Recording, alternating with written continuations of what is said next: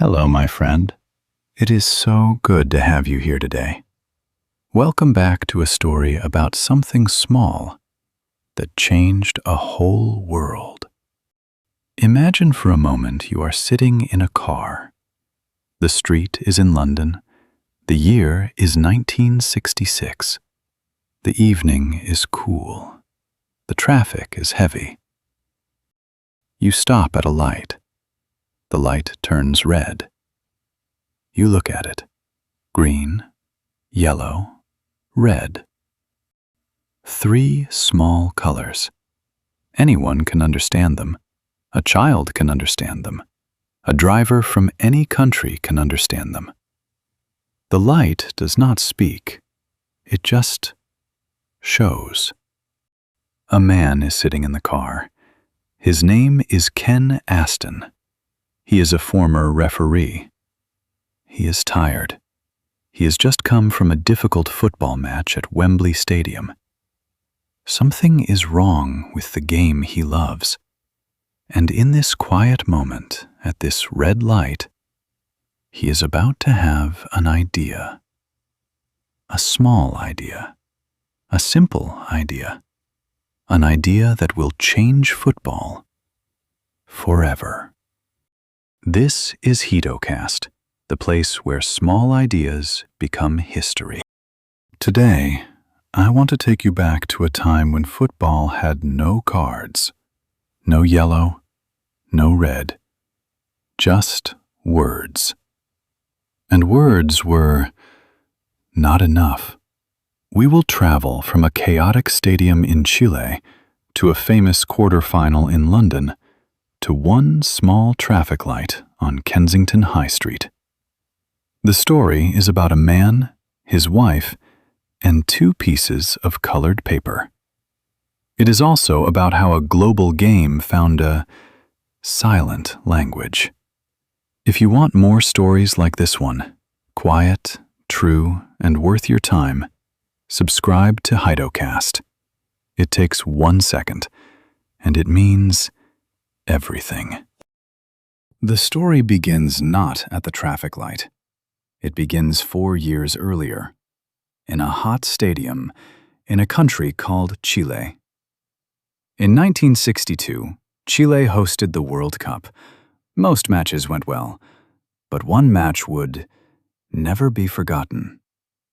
On the 2nd of June, 1962, Chile played Italy in Santiago. The stadium was full. 66,000 people came to watch. The air was hot. The crowd was loud. The atmosphere was tense before the match even started. The trouble had begun weeks earlier. 2 Italian journalists had written cruel articles about Chile. The articles insulted the city, the people, and the country. Chileans read them. They were furious. They wanted revenge. FIFA was worried. They needed an experienced referee. They chose Ken Aston. He was 46 years old. He was tall. He was calm. He was respected. FIFA believed he could control the match. They were wrong. Before the game started, the Italian players walked around the stadium. They held bouquets of flowers. They tried to give them to the Chilean fans. The fans threw the flowers back. The whistle blew. Within 12 seconds, the first foul was committed. Within 4 minutes, the first player was sent off. His name was Giorgio Ferini. He had kicked a Chilean player. Aston pointed to the tunnel. He told Ferini to leave. But Ferini did not understand. He shouted at Aston. He screamed. He did not understand English. Aston did not understand Italian. They argued for several minutes. Then Aston called the police. Chilean officers walked onto the pitch. They grabbed Ferini. They carried him away. Can you imagine? The police carrying a footballer off the field because 2 men could not understand each other. This was only the beginning. A Chilean player punched an Italian in the face. The Italian's nose was broken. Aston did not see it. Later, an Italian kicked a Chilean in the head. Aston sent him off too. The police came onto the pitch 4 times that day. A British journalist called it the ugliest match he had ever seen. He warned parents to send their children to bed before watching it on television. For Ken Aston, the experience was a turning point. He had done his best, but his best had not been enough. He had been forced to send players off using only his voice and his hands. The players had not understood him. The crowd had not understood him. The police had been needed to make his decisions real. Something was wrong with the system. Something needed to change. Aston went home to England. He retired from refereeing soon after, but he did not leave football. FIFA invited him to join the referees committee. He had time to think. He did not yet know the answer, but he was looking. 4 years passed. The next World Cup came to England, the summer of 1966. The country was excited. The team was strong. Ken Aston was now in charge of all the referees at the tournament. He sat in the stadium. He watched. He took notes. He had seen everything in football. Or so he thought. On the 23rd of July, England played Argentina in the quarter-final. The match was at Wembley Stadium. 90,000 people came to watch. The referee was a German man named Rudolf Kreitlein. From the first minute, the match was rough. The Argentine players tackled hard. They argued. 3 Argentinians were warned by Kreitlein during the first half. The English brothers Bobby and Jack Charlton were also warned. But Kreitlein spoke German. The Charltons spoke English. Bobby and Jack did not know they had been booked. They only learned about it the next day when they read the newspaper. Then came the 35th minute. Argentina's captain, Antonio Ratin, walked toward the referee. Ratin was a big man. He was tall. He was strong. He believed the referee was unfair to his team. Ratin did not speak German. Kreitlein did not speak Spanish. Kreitlein decided that Ratin had spoken to him in a rude way. He sent him off. But how? There was no card.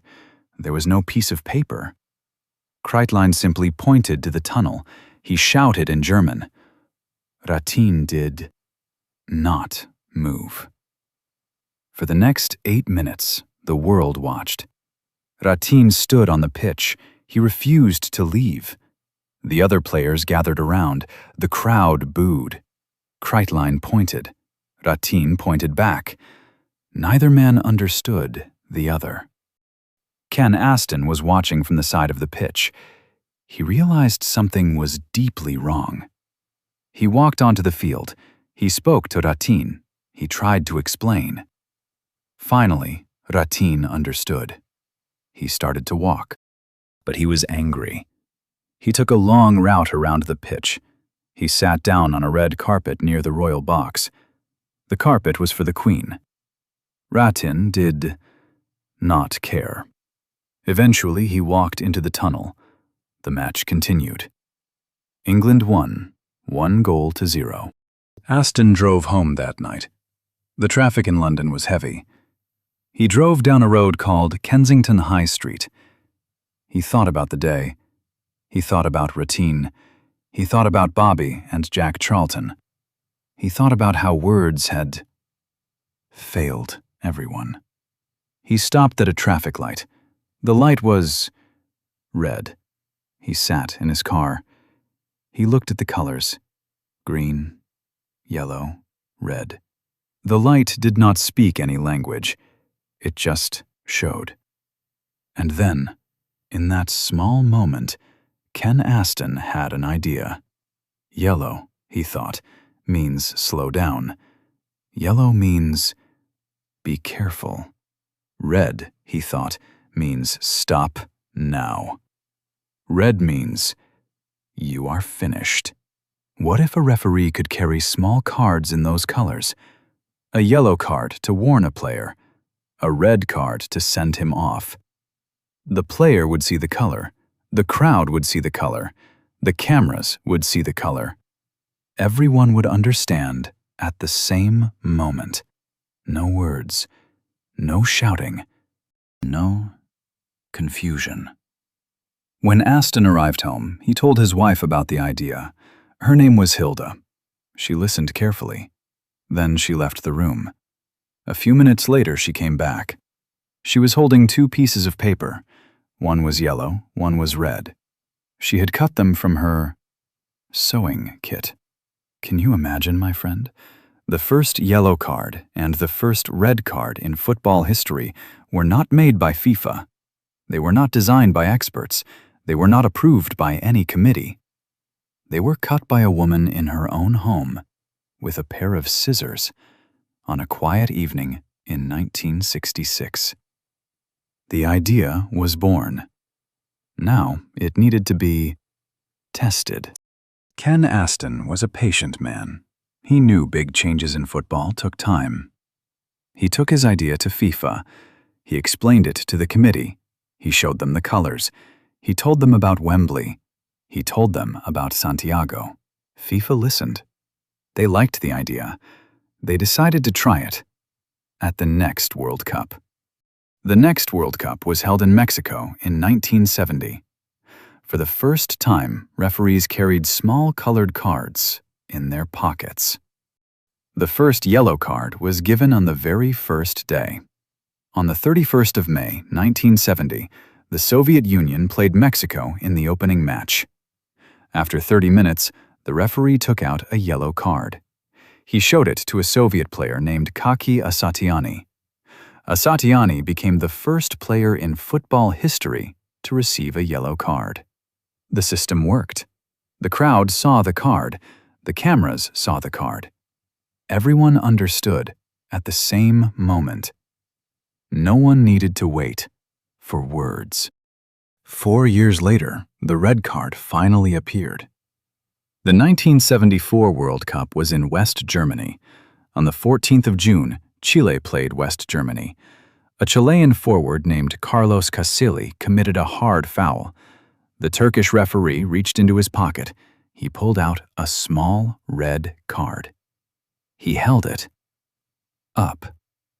Casilli became the first player in the history of the World Cup to be sent off with a red card.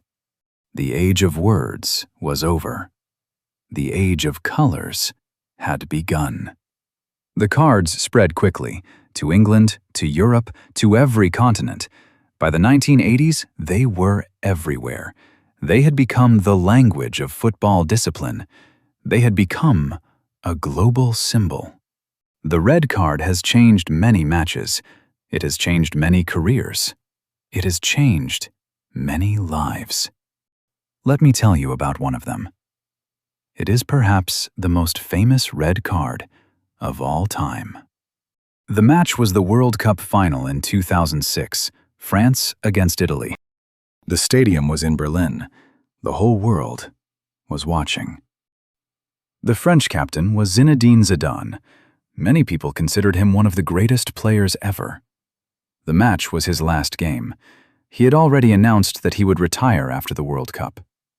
The final was supposed to be the perfect ending. The score was 1-1. The match went into extra time. Then, in the 110th minute, something happened. The cameras caught it. Zidane and an Italian player named Marco Materazzi were walking up the pitch. They were talking. Materazzi said something. Zidane stopped. He turned. He drove his head into Materazzi's chest. Materazzi fell to the ground. The referee had not seen it. He talked to his assistants. Finally, he walked to Zidane. He took out a red card. He held it up. Zidane walked off. He passed the World Cup trophy on his way to the tunnel. He did not look at it. His career was over. The image of the headbutt and the red card became one of the most famous images in the history of sport. A small piece of paper, It can end the career of a legend in the final minutes of a World Cup. It works the same way for everyone. It speaks the same language to everyone. So what did Ken Aston really invent? He did not invent the rules of discipline. Players had been sent off since the 1880s. He did not invent the idea that a referee could punish a player. That power had existed for almost 100 years. What Aston invented was a way to make this power visible. He took a problem of language. He turned it into a problem of vision. He took something that needed to be heard. He turned it into something that could be seen. And he did it with the simplest tool in the world, a piece of colored paper. Ken Aston died in 2001. He was 86 years old. He had spent his life in football, but his greatest gift to the sport was a small idea, born one evening at a traffic light. His wife Hilda had cut the first 2 cards by hand. They were just paper. But paper, in the right hands, at the right moment, can change history. And maybe that is the thing to carry with you, my friend. We often think that big change needs big tools, big speeches, big inventions, big moments. We forget how quiet most real change actually is. Ken Aston did not invent a machine. He did not write a book. He stopped at a red light. He noticed something simple. He told his wife. She found her scissors. And you. Maybe you also have small ideas, small noticings, small thoughts that come to you at quiet moments, at a traffic light, in the shower, walking home. You wonder if they matter. You wonder if anyone will listen. Most of them will not change the world, but one of them might. And even if it does not, it might change something in you or in someone near you. That is also enough. The next time you watch a football match, look carefully at the referee's pocket. There is a small piece of colored paper inside. It is yellow on one side and red on the other. It is silent. It is patient. It is waiting. If a player makes a mistake, the referee will take it out. He will hold it up. The whole world will see it. The whole world will understand. And somewhere, far away, the spirit of Ken Aston will smile. Because in that moment, his idea is still alive. His traffic light is still glowing. And the piece of paper, cut by his wife one evening in 1966, is still doing its quiet work on football pitches everywhere, all around the world. Thank you for staying with me until the end. Stories like this one are made slowly, and they are made for people like you. Leave a comment and tell me. If you could solve one small problem in the world with one simple idea, what would it be? Take care of yourself, my friend. I will see you soon with another story.